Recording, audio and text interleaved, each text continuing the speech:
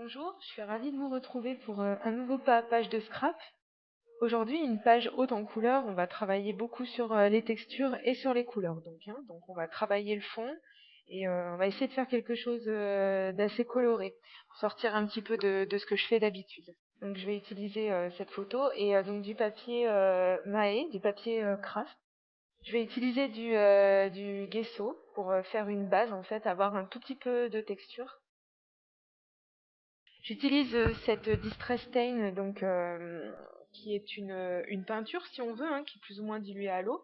Et par contre, je la voyais beaucoup plus foncée. C'est pour ça que j'ai fait un fond blanc, un fond clair, pour qu'elle ressorte. Et au final, elle est ressortie très très rose. Donc je la retravaillerai un petit peu plus tard dans la vidéo, vous verrez. Je fais des petits points et je vais étaler la peinture comme ça, freestyle. Je veux vraiment un rendu qui soit patouille et vraiment pas quelque chose de très structuré, de très droit. Voilà, je vais y aller beaucoup au feeling.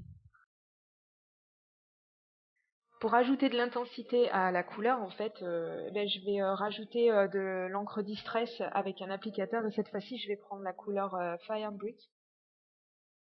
Ensuite, deux autres Distress, donc Vintage Photo et Walnut Stain. Donc avec la Vintage Photo, je prends un autre applicateur et je vais vieillir un petit peu cette couleur rouge pour lui donner encore de l'intensité et je vais vieillir les bords également. Ça, c'est une feuille de rétroprojecteur, hein, une feuille plastique que j'ai découpée avec ma silhouette pour essayer. Et au final, c'est chouette, ça a donné une sorte de masque. Et j'aime beaucoup l'effet que ça donne. Donc, je prends de la distress avec l'applicateur et je tapote.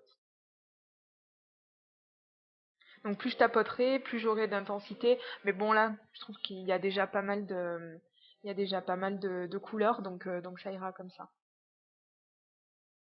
Je vais faire pareil en haut.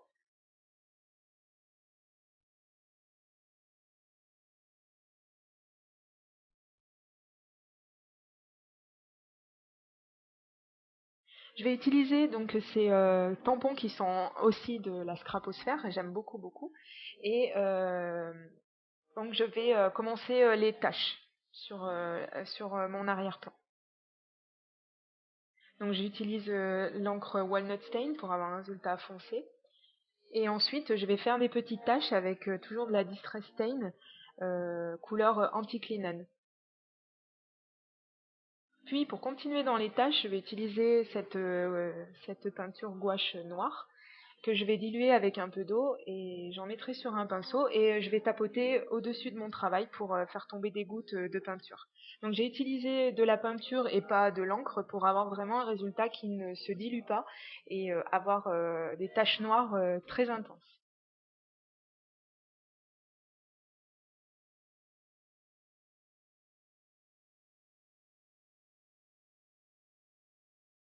Je place ma photo pour voir si tout est correct et pour l'instant ça va plutôt pas mal. Je vais utiliser ce tampon Penny Black et je vais isoler des étoiles de ce tampon puisque en fait je j'ai pas vraiment de petits tampons, enfin de tampons petites étoiles, donc je vais me servir de celle de ce tampon. Je vais prendre du masking tape et je vais l'appliquer sur les endroits qui ne m'intéressent pas. Et donc je vais prendre ma Stézone et appliquer de l'encre aux endroits en fait qui m'intéressent. Et après donc j'aurai plus qu'à enlever le masking tape et les endroits pas intéressants pour moi mais n'apparaîtront pas quand j'aurai tamponné mon tampon sur mon fond. Je vais utiliser ce bout de raffia qui va me servir de support pour une bannière que je vais faire. Donc je l'accroche tout simplement à l'arrière avec du scotch à l'arrière de ma page et devant eh bien je vais mettre une petite trace de glossy accent et ça va donc permettre à mon raffia d'adhérer à ma page. Ça, ce sont donc des découpes que j'ai faites encore avec ma caméo. Donc j'ai fait un triangle orange, un triangle un petit peu plus petit que j'ai découpé dans du papier noir structuré et j'ai découpé le mot automne.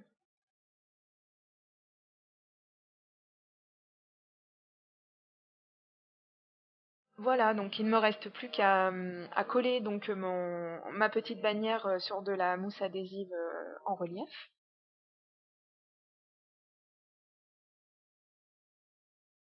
Ce sont encore des découpes faites avec la silhouette, donc sur le thème de l'automne. Et je vais les ancrer avec ces petits applicateurs mousse pour doigts. Et je vais utiliser donc l'encre Walnut Stain. Ça, donc, c'est une petite feuille qui, on dirait vraiment de la vraie feuille, en fait. Je m'en rappelle plus où est-ce que j'y avais acheté. Mais l'effet est super, hein, j'aime beaucoup. J'ai découpé également un petit gland et la base du gland, je l'ai embossé avec un classeur d'embossage petit pois.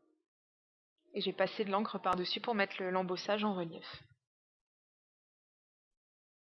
Je vais mettre du stylo gel blanc, enfin du stylo blanc tout simplement, autour de ma photo, donc pour faire une sorte de cadre, quelque chose d'assez discret. J'aime bien le rendu.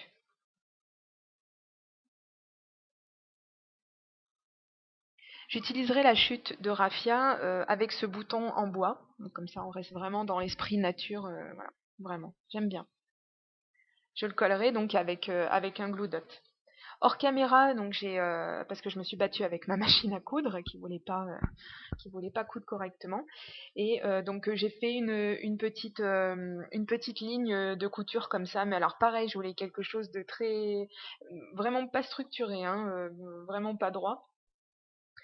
Et donc bah, c'est réussi parce que c'est vraiment de travers.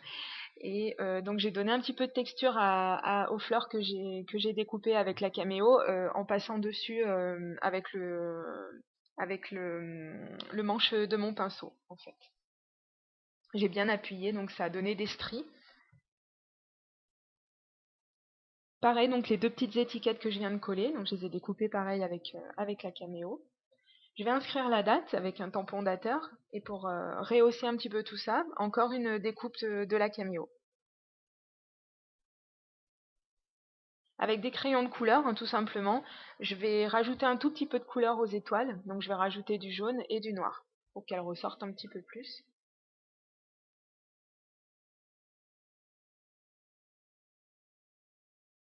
Je vais tamponner ce joli tampon chevron qui vient également de la scraposphère. Et je vais le tamponner donc avec mon encre Color Box couleur brown. Je vais utiliser un des papillons de cette planche Inked Inked Kings. C'est dur à dire. Et donc je le mettrai en couleur à l'aquarelle et je vais passer une bonne couche de glossy accent dessus pour avoir quelque chose d'un petit peu rigide et qui brille. Pour terminer, bah, j'aurai plus qu'à rajouter quelques sequins. Et ce sera à peu près tout pour ma page. Je me rappelle pas avoir... Si, j'ai refait des piqûres à la machine à coudre. J'ai rajouté un petit peu de couture parce que je trouvais qu'elle n'était pas assez mise en relief. Et j'ai vraiment fait quelque chose de freestyle, hein, ça se voit. C'était vraiment pas fait pour être carré cette page. Je voulais vraiment quelque chose qui sorte un peu des clous. Et ben, j'ai l'impression que c'est assez réussi parce que c'est vraiment pas du tout ce que je fais d'habitude et j'aime bien le résultat au final. C'est tout pour aujourd'hui. Je reviens très très bientôt avec une autre vidéo, c'est promis. Je vous remercie d'avoir regardé et ben, si vous aimez, je vous encourage à me mettre un petit like et à vous abonner si c'est pas déjà le cas. Et je vous dis à très très très bientôt. Encore merci pour tout. Gros bisous.